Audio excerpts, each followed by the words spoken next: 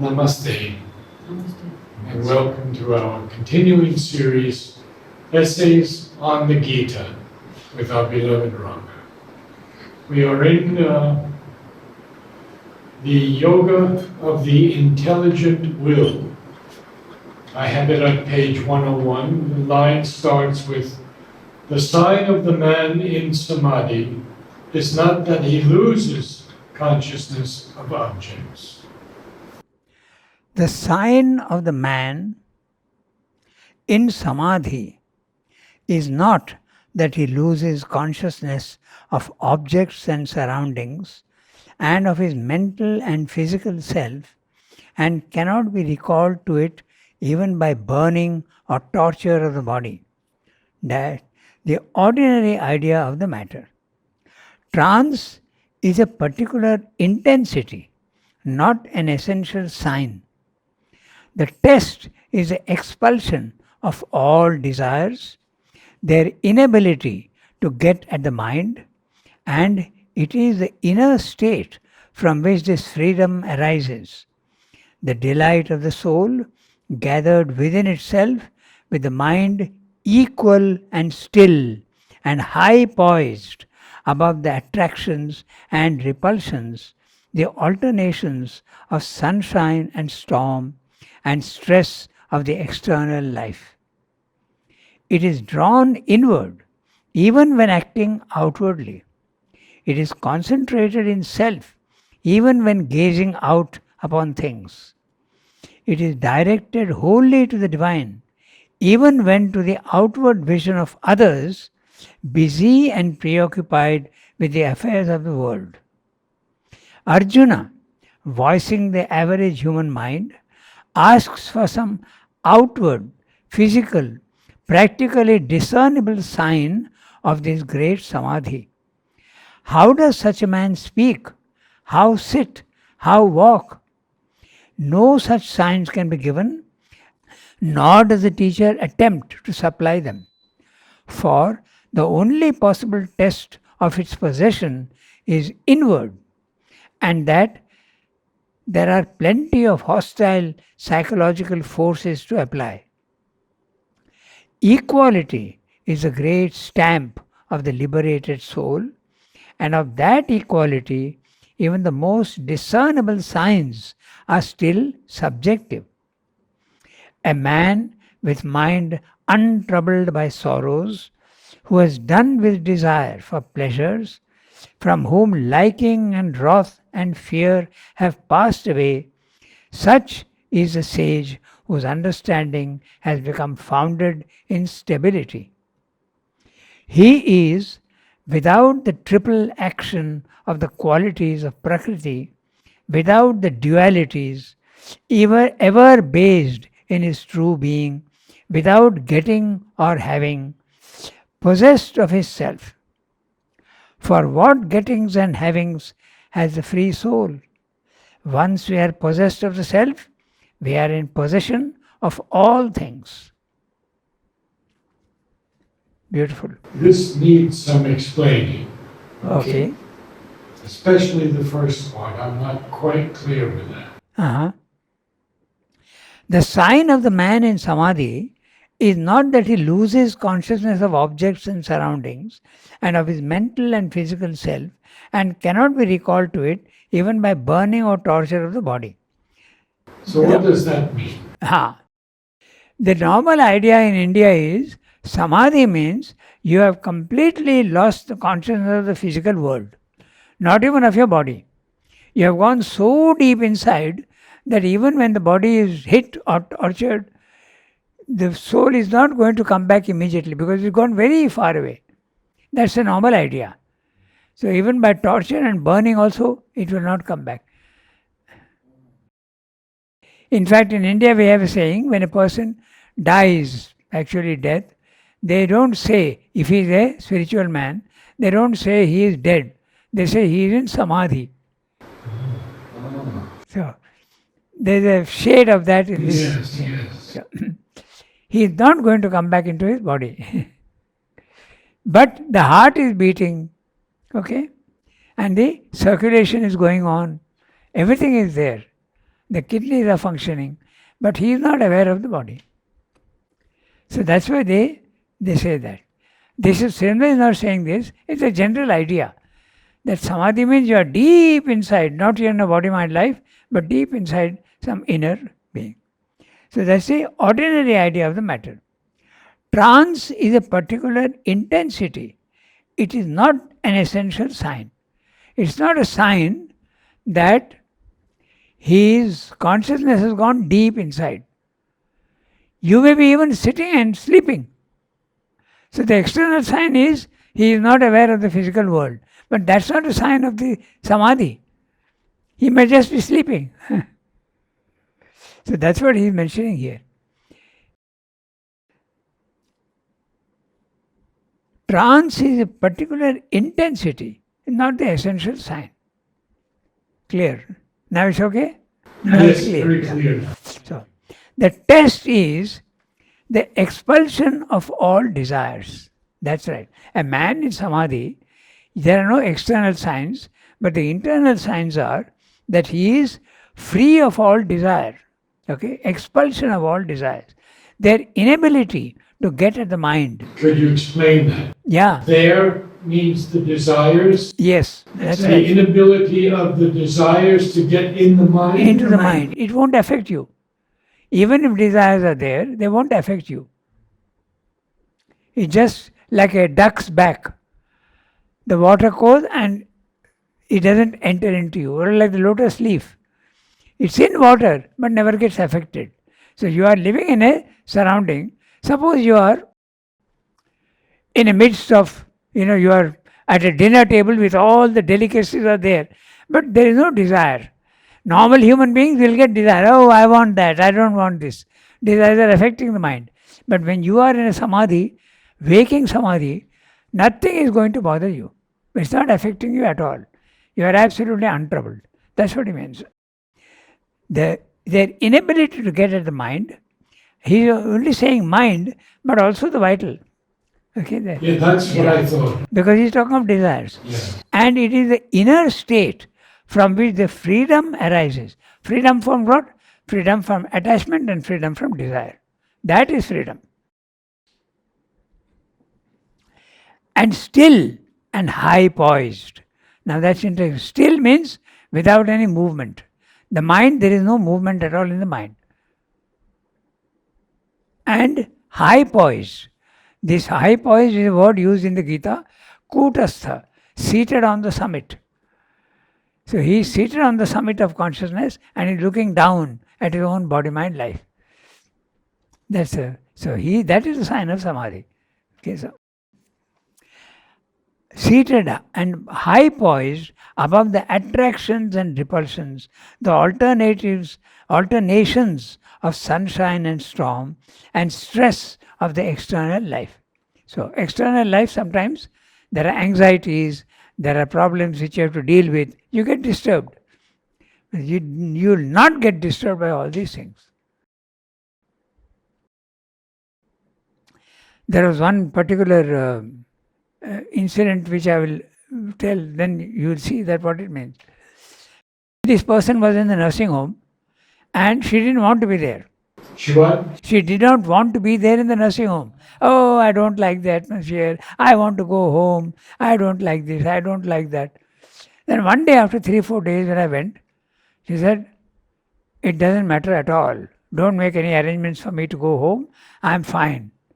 So I said, what happened? No, all these things have absolutely no importance at all. I'm absolutely calm and quiet. So that is a condition of being in a desireless state. And She had that realization. Yeah, for a short while. I asked her, how long did it last? And she said, several hours. So it can last for several hours. It can last for 6 months. It can become permanent. But it never becomes permanent the first time. It's only an experience. And then the experience goes on repeating itself until it is finally stabilized. And now you cannot come down anymore. So when Sri Aurobindo says that he has achieved the overmind, now his consciousness just cannot come down below that. It is stabilized there. So that's what is meant by permanent. So So he is now, you become Trigunatita. Somebody is talking about that. The three gunas of nature, the three modes of nature, sattva, rajas, tamas, you are above that.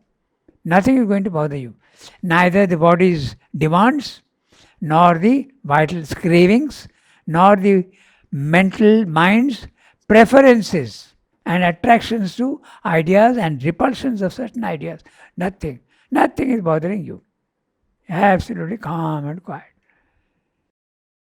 That's what he's saying. High poised. Okay. Sunshine and storm and stress of external life. Okay. So we all undergo stress of some time or other. Money may be short. Sometimes all sorts of things can happen. Somebody insulted you. You are disturbed condition. But the man in samadhi, who is desireless and high poised, not bothered at all about all these things. Sri Aurobindo also explains too, in the synthesis, he says, it's like you view all these, your own desires and your own worries and your anxieties, you see them as the tantrums of a child, he says. Okay? Nothing serious. A child having tantrums and crying loudly, you know there's nothing serious. So that's exactly what you feel with your own things. Why was I bothered so much about it? There's nothing to bother about. So, it is drawn inward even when acting outwardly. It is concentrated in self even when gazing out upon things. So, samadhi is not a loss of physical, the physical world. It's not a loss of consciousness in the physical world. You may be fully conscious of what's going on, yet your consciousness is up there. Okay? So attractions and repulsions, alterations, sunshine, that we read. Okay? It is drawn inward even when acting outwardly. It is concentrated in self even when gazing out upon things. It is directed wholly to the divine, even when to the outward vision of others, busy and preoccupied with the affairs of the world. So you may be doing your normal work and yet your consciousness is up there. Arjuna, voicing the average human mind, asks for some outward, physical, practically discernible sign of this great samadhi. How does such a man speak? How sit? How walk? By what sign can I make out that he is in samadhi? No such signs can be given, nor does the teacher attempt to supply them. For the only possible test of its possession is inward, and that there are plenty of hostile psychological forces to apply. I need to have an explanation. Yeah, I am myself not very clear. Let me just think a little about it. I also was puzzled by what he's saying. I'm not sure about it. I'll have to. What those hostile forces are applying for. Yeah. So I'm not clear about this, but I'll try and get back next session. Let me see if I can sort it out. But I am not sure. I also got puzzled. What's he talking about exactly? That there are plenty of hostile psychological forces to apply. Let me see if the Gita will give a hint. I'll say that. Okay. Equality is a great stamp of the liberated soul. So that is one sign where you can, externally you can see. If something very disturbing is happening, you will see the man is very calm and quiet. In fact, others can think that he is insensitive. That also is possible. Yes, Arindam Basu once said to me, if you see a man who has fallen down and hit his head on the curb, the best thing you can do is be absolutely silent and pray for him. Silent within. But did he say that you should not help the man? He didn't say that. He didn't say that. Maybe he was directing it to me. So, that's right. So, not helping also, you can help in physically, you can help spiritually. There are so many ways of helping the person. Yes. So anyway, this is a phrase which is not very clear to me. We'll see. Equality is the great stamp of the liberated soul, this is very clear. And of that equality, even the most discernible signs are still subjective. A man with mind untroubled by sorrows, who has done with desire for pleasures, from whom liking and wrath and fear have passed away, such is a sage whose understanding has become founded in stability. But This- do the double quotes mean it's direct from the Yeah, Gita? yeah. It is verse 55, 56 from chapter 2. That's right. He is, without the triple action of the qualities of Prakriti, without dualities, ever based in his true being, without getting or having, possessed of the self. This again is chapter 2, verse 45. For what gettings and havings has the free soul? Once we are possessed of the self, we are in possession of all things. Things may come and things may go, but it leaves you absolutely untouched. That's what he's saying. Once we have How close is that to samatha? samatha is equality, same thing. Yeah. Same, identical. Yeah. Sama means equal to pleasure, pain. Okay, sorrow, happiness. You are unmoved. You are absolutely calm and quiet. When we discuss this in school with the children, they say, but then if you are not affected and there is no happiness and there is no sorrow and all that, then life is going to be very dull and very homogeneous and very monotonous. So then the answer is that yes, a time does come when life becomes monotonous. Because when you have given up your desires, earlier the interest in life was satisfying your desires. But now you have given up your desires and the new consciousness has not yet come in. So it's like the desert. You have to pass through the desert. There is a period when you lose interest in life also. Any number of letters telling Mother Sriramdo that life has become tasteless. Kemi used to tell me this all the time. She would say it dry. Jyoti Priya also. Dry periods. Very dry. Yeah. So that is the period. It's like a cup of dirty water. You have to throw that dirty water away, and before you fill with the pure water, there's a gap. And that gap is this period of difficulty. Life becomes tasteless. But you have to be very patient. So when these are told to people used to tell him though, he said, a very good condition. It's a very good condition to be in. Very good Condition. Yeah, psychological condition is very good. On the other hand, you are complaining that life is very dull. How do the children react to your answer? It's difficult for the children, or Mixed. Huh? Yeah. it's not easy for them to understand that. So, for all gettings and havings, there is a free soul. One. Next para. Yeah. And yet, he does not cease from work and action.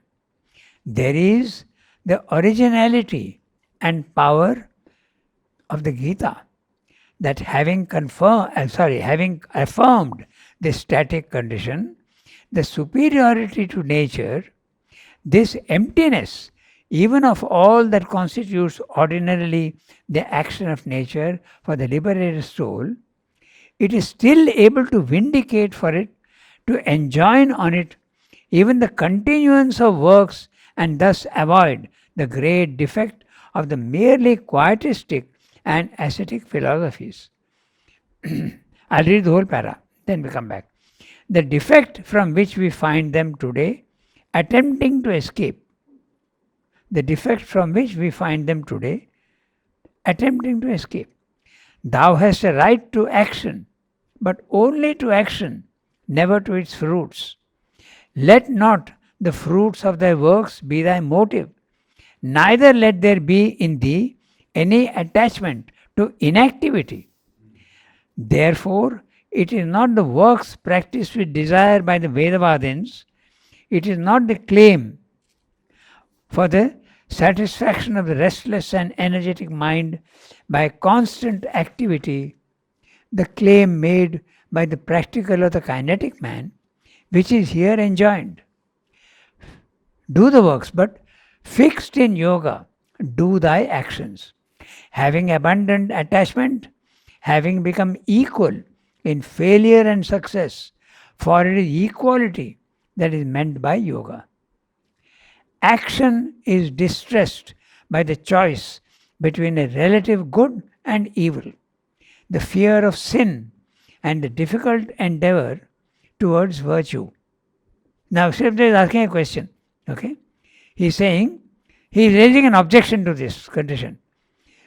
Gita is saying, fixed in yoga, do thy actions. Having abandoned attachment, having become equal in failure and success. For it is equality that is meant by yoga. Okay? Now he is asking a question. Action is distressed by the choice between a relative good and evil, the fear of sin, which is Arjuna's problem, the fear of sin, and the difficult endeavor towards virtue. So he is asking a question. But the liberated who has united his reason and will, do we understand the question? It's interesting. So he's saying, then should we not choose between a relative good and evil? He's saying, be absolutely calm and quiet. But then don't we choose between good and evil? That's a question being asked. And the answer has to be yes. So that's what the answer is coming now. But the liberated who has united his reason and will with the divine casts away from him, even here in the world of dualities, both doing good and evil, both good doing and evil doing. For he rises to a higher law beyond good and evil, founded in the liberty of self-knowledge. So this is the answer being given. Once you have so he is talking of the man who is in samadhi, who is equal. But if you are not equal, should you not try to choose between good and evil? I think the answer is yes. You have to try towards good.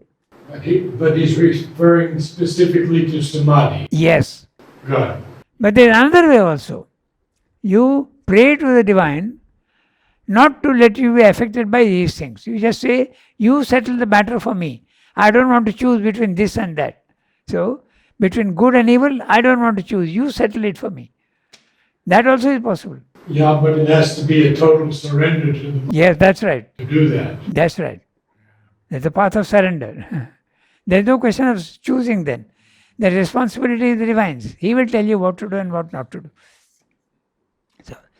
So such desireless action can have no decisiveness, no effectiveness, no efficient motive, no large or vigorous creative power. So these are the questions he's asking. That's exactly what the students ask. Yes, right. Exactly. So such desireless action can have no decisiveness, nor effectiveness, nor effective motive, no large or vigorous creative power. Answer is not so.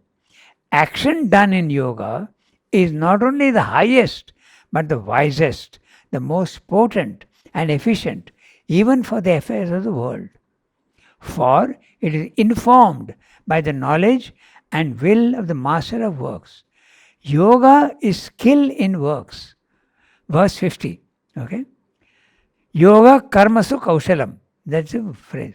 But all action directed towards life leads away from the universal aim of the yogin, which is by common consent to escape from bondage to the distress and sorrowful human birth.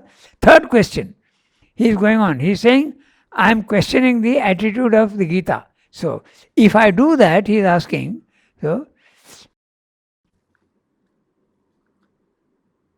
that he has asked. Then the answer is not so. Action done in yoga is not only the highest but the wisest. Okay, yoga is skill in works. So, the question being asked is, But if it's action directed towards life, Yeah. it leads away. Yeah. But all action directed towards life leads away from the universal aim of the yogin. Is it possible to do physical works and yet keep your attention elsewhere? Then if you are keeping your attention elsewhere, you will be inattentive here. That's a question being asked. It's an interesting question. If I am doing something, I can't think of something else. So I can't keep my mind, I have to put my mind fully in what I'm doing. But it's a question of the experience of self will tell you, no, it's possible to do it. Because one has to become multifaceted. Yes, that's right. Okay, so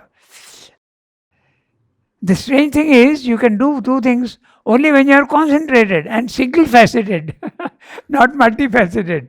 Your attention is all the time on the divine. Then you can do various works. So, but all action directed towards life leads away from the universal aim of the yogin, which is by common consent to escape from the bondage to this distressed and sorrowful human birth. Not so again. Either the sages who do works without desire for fruits and in yoga with the divine are liberated from the bondage of birth and reach that other perfect status in which there are none of the maladies which afflict the mind and life of a suffering humanity. Now, this is very interesting because the status he reaches is a Brahmic condition. You enter into the Brahmic consciousness. And what is that? Let's again just be clear about it. You are in a consciousness which is no thought, absolutely immutable, and you are absolutely immune to all the desires and all the forces that are coming. They leave you absolutely cool and calm and without being affected at all. That's a Brahmic condition. And how does that differ from samadhi? No, it is basically the same. Okay. Because it's samadhi, dhi is the mind, and it is equality. So, sama means equal, sama, and dhi is the mind. So, equality in mind is samadhi. The status he reaches is the Brahmic condition. He gets to firm standing in the Brahman. Brahmi sthiti. It's a reversal of the whole view, experience, knowledge, values, seeings of earthbound creatures. It's very interesting. He's using the word reversal of consciousness. Mother always says that. She explains reversal of consciousness. She says it's like cutting a ball and making the inside come out without cutting the ball. Is the inside comes out and the outside goes in, but without cutting the ball. It's very interesting. I'd like to share an experience of Mary Helen with Mother. She's attending this group, and there's a huge building there. And suddenly they realize that Mother is with them. And Mother takes a cloth, and she says it's like a carpet. And all you have to do is turn it like that. That's it. The inside becomes more real than the outside. Yes. That is the Brahmic condition. Normally our attention is 90% outwards. We are more aware of what's happening in the physical world than what's happening within us. But it has to be the opposite. That becomes more real than the physical world. So the reversal of consciousness. It's a reversal of the whole view, experience, knowledge, values, seeing of earthbound creatures. This life of the dualities, which is to them their day, their waking, their consciousness, their bright condition of activity and knowledge, is to him a night, a troubled sleep and darkness of the soul. There is a very interesting paragraph, okay? I'll read it out in Sanskrit also, very interesting. That higher being, which is to them a night, a sleep in which all knowledge and will cease, is to the self-mastering sage, he is waking, his luminous day of true being, knowledge and power. I'll finish the para. They are troubled and muddy waters, disturbed by every little inrush of desire. He is an ocean of wide being and consciousness, which is ever being filled, yet ever motionless in its large poise of the soul. These are all beautiful images in the Gita. We'll discuss them. All the desires of the world enter into him as waters into the sea, yet he has no desire nor is troubled. For while they are filled with the troubling sense of ego and mine and thine, he is one with the self in, he is one with the one self in all and has no I or mine. He acts as others, but he has abandoned all desires and their longings. He attains to the great peace and is not bewildered by the show of things. He has extinguished his individual ego in the one, lives in that unity, and fixed in that status at his end, can attain to extinction in the Brahman, Nirvana. Not the negative self annihilation of the Buddhists, but the great emergence of the separate personal self into the vast reality of the one infinite impersonal existence. There are beautiful images here. So, in the Gita, the condition of the man who is absolutely in samadhi is given as the river is entering the sea. But the river is the ego of the man and is entering the vast consciousness in the universe. There is no more river in the sea. It becomes one with the sea. So, no more sign of any ego at all. So, the sea remains the same. Whatever is coming and entering into it, it remains always the same. It's not bothered by all these things rushing into it. So that's the image given in the Gita. Then the other one is even better. Okay, it goes like this. Okay, what is to the normal man, the divine is for him the darkness. So it is night for him. For him, the waking life is a day, and the divine is darkness for him. So it is night. But the man who is awake in the samadhi, he is fully conscious there, and the world is a night for him of ignorance. In fact, this is also what Gurdjieff, that Russian Blavatsky's guru, theosopher. He was Russian, but he went to London and he was operating from there. Uspensky and others were his disciples. So he says the same thing. He says what we see is waking is actually sleep. When we are in that consciousness, that is the real waking, this becomes a sleep. Exactly the same thing. So the phrase goes like this. Ya nisha sarva bhutanam tasyam jagrati samyami yasyam jagrati bhutani sa nisha pashyato mune. I just translate it. That which is night for the all creatures, in that the one who is awake, the one who is in samadhi, that is the day for him. And yasyam jagrati bhutani, the world in which all creatures are awake, that for him is the night. That for the man who is there is the night. So it is a reversal of night and day. So, a very beautiful images are there. So, such subtly unifying Sankhya, Yoga and Vedanta is the first foundation of the teaching of the Gita. It is far from being all, but it is the first indispensable practical unity of knowledge and works, with a hint already of the third crowning intensest element in the soul's completeness, divine love and devotion. So, why is Sri Aurobindo saying it is far from being all?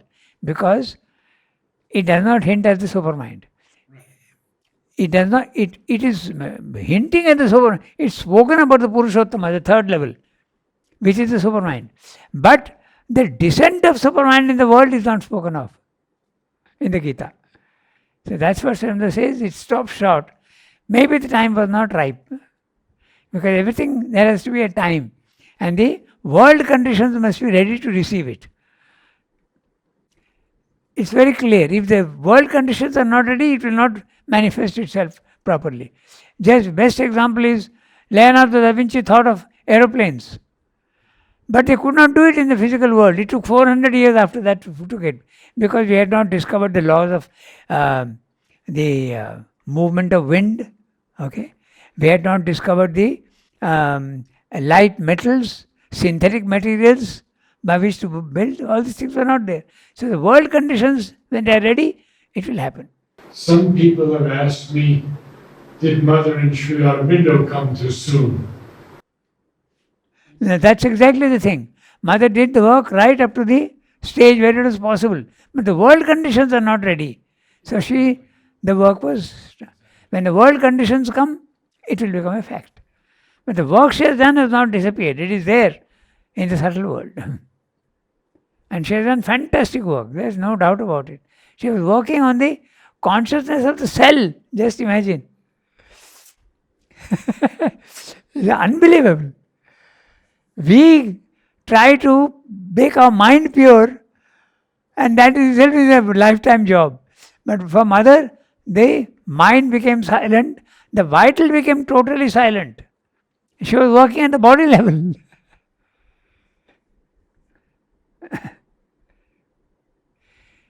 She says in one place in the agenda, she says, Le matal se parti, le vitarusi se parti. That means it's gone. There is no mind and there is no vital. She is working on the consciousness of the body. Unbelievable. So, But science is now saying that there is a consciousness in the cells. yes, Science has accepted that. absolutely. So we did the last para. Yeah. Such subtly unifying Sankhya, Yoga and Vedanta. So, unifying Sankhya, okay, that is the yoga of the intelligent will, okay, yoga, karma yoga, and Vedanta, okay, is the Vedanta includes also the Gita, okay, the Vedanta also includes Bhakti Yoga. That's what he's saying, is the first foundation of the teaching of the Gita. It is far from being all, but it is the first indispensable practical unity of knowledge and works, with a hint already of the third crowning intensest element in the soul's completeness, divine love and devotion. So divine love and devotion is the concept of the Purushottama. The concept of the Purushottama is this special contribution of the Gita. In the Upanishads, it is there, but not with such clarity. The three levels, the mutable consciousness, at our level, the psychic is mutating. It grows. Then the immutable consciousness, the Akshara consciousness, and finally the Purushottama, where all the things are there. Love, devotion, personal, impersonal, all these things are there at the third level. So that is the Gita's contribution. But does not speak about the descent of the super mind to change the world condition here, take it to the next level of evolution. That the Gita does not speak of. But it may well be that it wasn't the time. Exactly. That's what Srimad also hints. So we go over the next, the status Yeah, he reaches. yeah, okay. Quickly we'll do that. The status he reaches is a Brahmic condition. So we have discussed that it's a self. You can call it the self, you can call it the Brahmic condition, you can call it the Brahman, you can also call it the Atman. Atman is a soul, the soul consciousness, which is static. It is static, featureless, outside time and space. Okay? He gets to firm standing in the Brahman, Brahmi Sthiti. It is a reversal of the whole view, experience, knowledge, values, seeings of earthbound creatures. It is a reversal of the seeings of earthbound creatures. The way they see the physical world, now it's not like that. Earthbound creatures include animals and human beings. So they are seeing the physical world as real. That man does not see the physical world as real as the other one. His inner consciousness is far more real to him. This life of the dualities, which is to them their day, their waking, their consciousness, their bright condition of activity and knowledge, is to him a night. It is night, darkness for him. A troubled sleep and darkness of the soul. That's the one we read just now, that Yanisha Sarva Bhutanam. That higher being, which is to them a night, a sleep in which all knowledge and will cease, is to the self-mastering sage his waking, his luminous day of true being, knowledge and power. So, for the normal man, the divine is dark, it is the night. And for the man who is living in the divine, the physical world is night. Because it's the darkness of ignorance. They are troubled. They, who? The earthbound creatures. They are troubled and muddy waters disturbed by every little inrush of desire. He, on the contrary, is an ocean of wide being and consciousness, which is ever being filled, yet ever motionless in his large poise of his soul. This is the everything is entering into him, but leaves him absolutely unruffled. Okay, so all the desires of the world enter into him as waters into the sea, yet he has no desire nor is troubled. The way the Gita puts it is, you must become absolutely immune to the external touches from the world. Hot, cold, desires, attractions, repulsions, insult, honor, all these things that come from you, you are absolutely calm and quiet. That's the Bahya Sparsha. They speak of Bahya Sparsha, the outward touches. And Sriyamda used to practice this even physically. The physically hot, cold also he used to practice this. He used to walk on the hot summer terrace without sandals to stand the heat, to see how much he could stand the heat. I can tell you it's very hot because my terrace also, when it's summer, in June, July, August, very hot it becomes. Then your legs will burn if you go barefooted. He used to practice that. Physically, I'm not saying he didn't practice others. That was very obviously he did. But even physically he was doing that.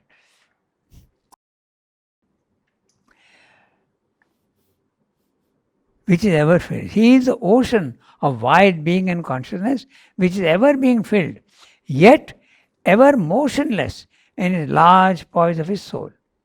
All the desires of the world enter into him as waters into the sea, yet he has no desire nor is troubled. They come. For while they are filled with the troubling sense of ego and mine and thine, he is one with the one self in all and has no I or mine. He acts as others, but he has abandoned all desires and their longings. He attains to the great peace and is not bewildered by the show of things. Nothing touches him. He has extinguished his individual ego in the one, lives in that unity, and fixed in that status at his end, can attain to extinction in the Brahman, Nirvana. Not the negative self-annihilation of the Buddhists, but the great emergence of the separate personal self into the vast reality of the one infinite impersonal existence. So, his ego has desired, has disappeared, and he is one with the impersonal. Would then the Buddhists not understand anything of the supramental? No. If they get stuck there, Right, they can understand mentally, yeah. but they will not be able to understand the concept. For them, that's the end of the path. Because you have attained peace and calm, and you know your soul. They don't want to go any further. In fact, they reject the physical world. Whereas Sri Aurobindo and the Gita are not rejecting the physical world. Karma Yoga also does not reject the physical world. They work in the world. Thank you, Ram. We stop here. Next time, next.